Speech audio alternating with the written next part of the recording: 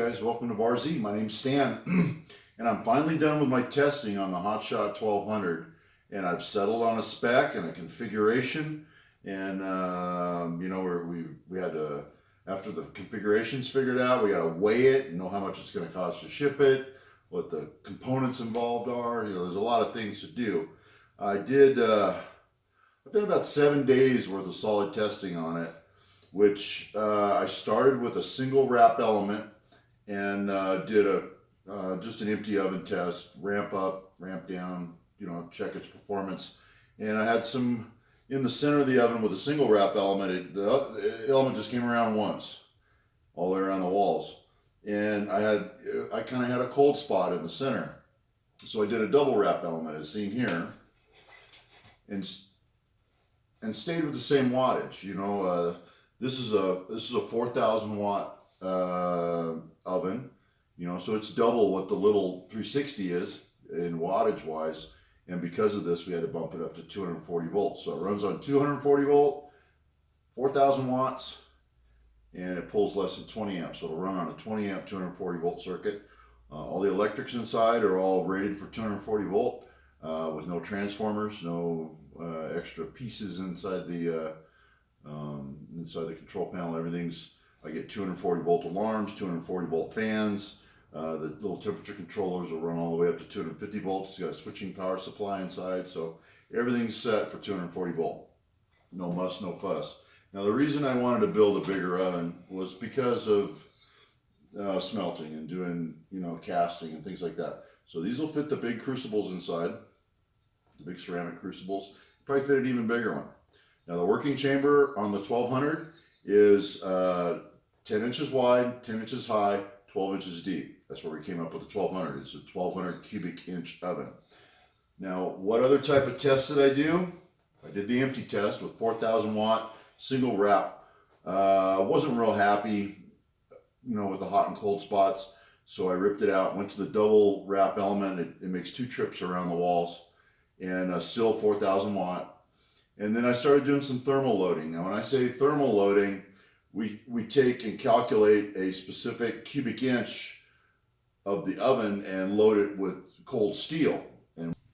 Okay, well, we've got a cold oven, and people have heard me talk about thermal loading before. And what I've done is I've done all my empty tests, which is no thermal loading.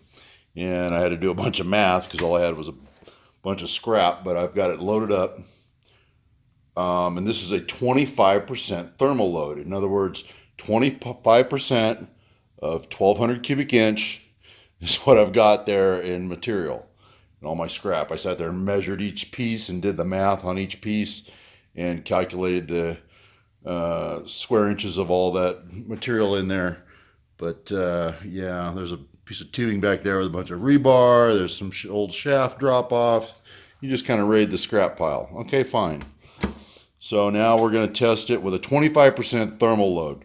Cold steel, how long does it take to get to 2,000? Not just get there, but stable. Okay, so we're still working our way up. We're at 1850, 1851, and we're still working our way up to 2,000 degrees. So we're on our way up, and just to help me spot a few things, what I do is I record all my times and temps right here. And then I'm taking it over and I'm putting it in a spreadsheet so you can kind of get a visual of how it climbs, and I can see if it flatlines or where it flatlines. So that this is expressed in temperature up this side and time out this way. So I'm able to actually see a graphic representation if the oven's falling down at one specific temperature or at one point. So right now we got a pretty good baseline there. Those are all temps, and I just recorded the times and the temps, whatever they were. You're gonna see some funny numbers in there, 1247. So that, and all my times, they're all funky times. So what it is what it is. I put it in, and in the bar chart gives me a good graphic representation of what the oven's doing.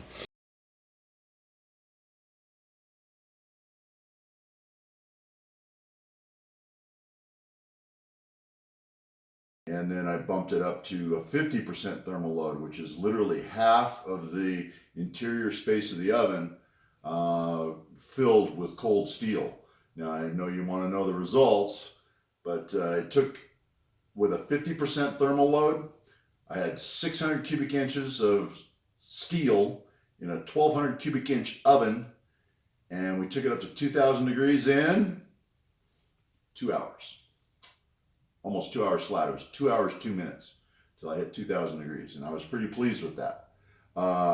Empty oven, it'll hit it in 20 minutes. It'll hit 2000 in 20 minutes, stable, ready to go. But as soon as you load it with a cold part, it's going to drag it down, and it has to overcome that. That's what thermal loading is. So I've done a lot of testing. I did the 25% thermal load, pleased with those results. 50% thermal load, very pleased with those results. I did a failure test. I took it all the way till I ran it over temperature. It ran for 32 hours over temperature, 2300 degrees. And then I finally got an element failure after 32 hours, which is what I was expecting. You know, and that you're running right at the limit of the element, and you're running right at the limit of the insulation class. And we needed to know what was going to fail, whether the electrics were going to fail, whether the element was going to fail, or, you know, burn through, burn up. But we didn't know, so we had to do a full failure test. So we did that, and then we repacked it, fed it a new element, and it's the third element it's had. This thing's been taken apart a bunch of times, but I'm finally pretty pleased with it. And I know a lot of you guys want to know, what am I going to do with it? Well, I'm not keeping it. But what first thing I'm going to do with it, I'm going to clean it up.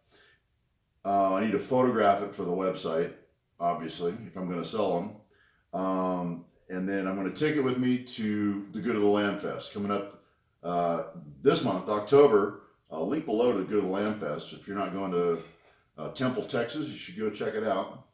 And if you want to see this, I'm going to have this on display there. I'm going to take a Hotshot 360 with me, and the Hotshot 1200 is going to be there, and I think there's going to be a duplex there.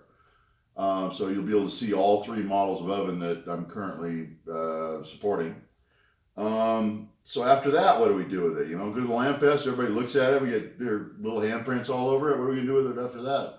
Well, we're going to send it to Ray Cornelia, you know, and this is his new oven, and he's offered to help me out with the kind of the long-term testing. You know, I torture it in as many ways as I can think of, but I don't really put it in a real-world environment. You know, I'm not actually going to use this one day to day, but he is. He's going to use it day to day, and he's going to try to break it. And then only after he's satisfied am I going to make him available for sale. So I'm going to let him play with it for, you know, 4 or 6 months. So coming in 2020, this is next year's model oven. So it's going to be pretty early next year, February, March, when they're going to be available. This is all hand cut and hand formed. The new ones will be laser cut, CNC press brake, just like you expect on the 360. So everything about the 360, we're going to get done to the big oven too. All right. So I hope to see you at the Good of the Land Fest. Hope you guys like this size of oven. This is a pretty convenient size. It's a little more demanding on the power, but I think you're going to like it for your larger work. All right. Thanks for watching, and we'll see you in Temple, Texas.